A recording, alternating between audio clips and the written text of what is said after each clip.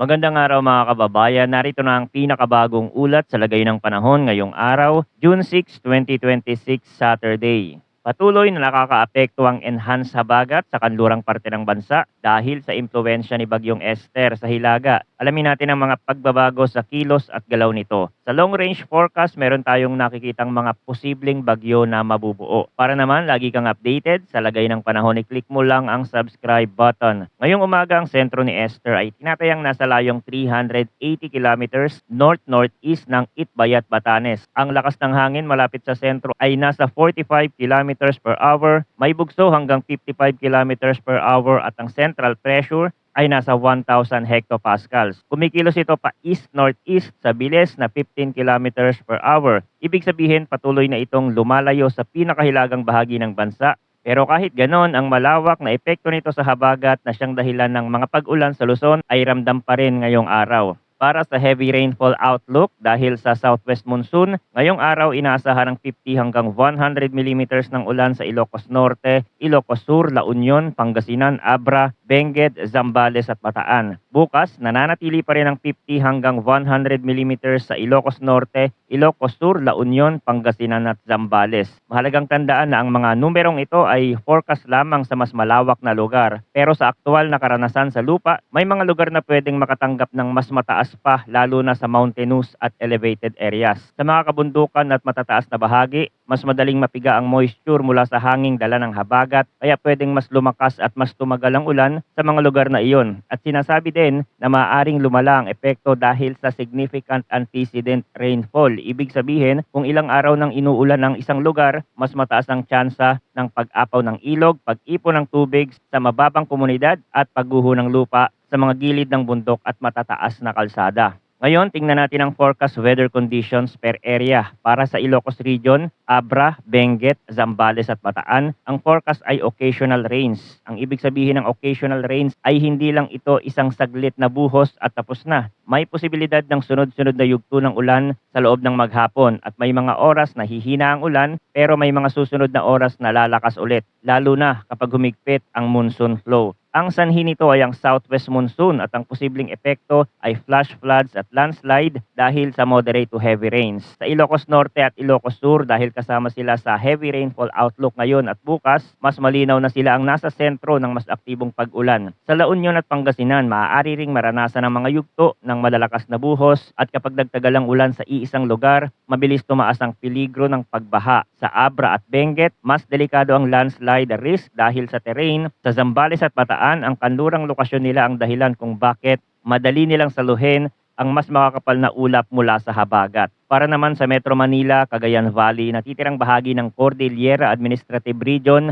natitirang bahagi ng Central Luzon, Rizal, Cavite, Batangas at Occidental Mindoro, ang forecast ay cloudy skies with scattered rains and thunderstorm. Ang sanhi pa rin ay southwest monsoon. Sa mga lugar na ito, ang ulan ay hindi laging tuloy-tuloy gaya ng occasional rains areas, pero malinaw na mas aktibo ang panahon kumpara sa ordinaryong araw. May mga oras na makapalang ulap at may malalakas na buhos tapos hihina, tapos may panibagong thunderstorm sa susunod na oras. Sa Metro Manila, ito yung setup na madalas magdulot ng mabigat na trapiko, panandali ang pagbaha sa ilang kalsada at mabilis na pagbabago ng visibility kapag bumuhos ang ulan. Sa Rizal, Cavite at Batangas, pwede ring maranasan ng ganitong pabalik-balik na ulan at dahil may mga bahaging mabundok at may mga komunidad na nasa gilid ng slope, mahalaga ring bantayan ang posibilidad ng pagguho ng lupa sa ilang lugar. Sa Occidental Mindoro, bagamat wala ito sa heaviest rainfall outlook ngayong araw, bahagi pa rin ito ng monsoon-affected belt, kaya hindi dapat maliitin ng mga scattered rains at thunderstorm sa Cagayan Valley at sa natitirang Cordillera at Central Luzon.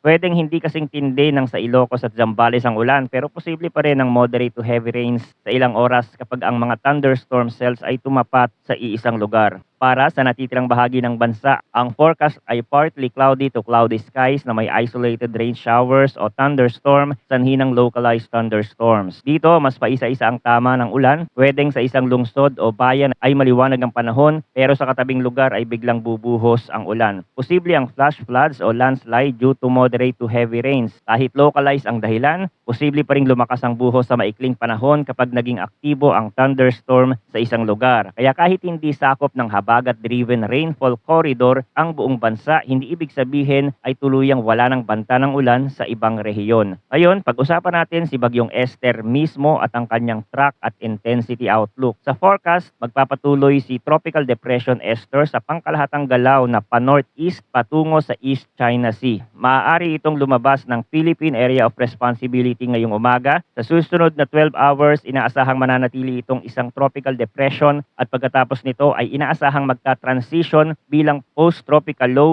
bukas ng umaga, June 7. Meaning unti-unti nang humihiwalay at humihina ang direktang tropical character ng sistema habang papalayo ito sa ating area. Pero kahit ganito ang projection, binigyan din sa outlook na ang heavy rainfall at severe winds ay maaari pa ring maranasan sa mga lugar na nasa labas ng landfall point at labas din ng forecast confidence cone. Ibig sabihin, hindi lang ang eksaktong sentro ng bagyo ang basihan ng epekto. Ang lawak ng moisture, ang habagat enhancement, at ang peripheral winds ay pwede pa ring magdulot ng ulan at pabugsong hangin sa mas malawak na bahagi ng bansa. Kung sisilipin naman natin ang sitwasyon sa mga susunod na araw, pagkatapos ni Esther, may posibilidad na medyo humina o magpahinga ng kaunti ang habagat pagkalabas ni Esther. Pwedeng may panandali ang paghina sa lawak o tindi ng habagat flow matapos tuluyang lumayo ang sistema, pero hindi ibig sabihin nito na tuluyan ang mawawala agad ang maulan na pattern. Dahil may binabantayan ding panibagong low pressure sa mahilagang kanluran. Ang direksyon nito ay katulad din ng dinaanan ni Bagyong Esther, meaning may posibilidad na ang susunod na disturbance ay dadaan din sa northwestern side ng ating mas malawak na domain at hihilahin din ang takbo pahilaga imbes na tumawid ng diretsyo sa malaking bahagi ng kalupaan ng bansa. Sa mas mahabang 2-week window, habagat ang patuloy na makakaimpluwensya sa ating weather system. May nakikita ring posibilidad sa long-range forecast na may mabuo na sistema sa malayong silangan. Pero dahil malayo pa ito, patuloy natin itong babantayan kung magtutuloy-tuloy nga ang development bilang isa na namang posibleng bagyo. Sa ganitong stay, hindi pa natin masasabi ang lakas o eksaktong ruta dahil masyado pang maaga. Pero sapat na ang signal para sabihin na hindi pa tapos ang tropical activity sa mas malawak na paligid ng bansa at mahalagang bantayan kung paano ito posibleng makaapekto sa habagat at sa pangkahalatang distribusyon ng ulan sa susunod na 1 hanggang 2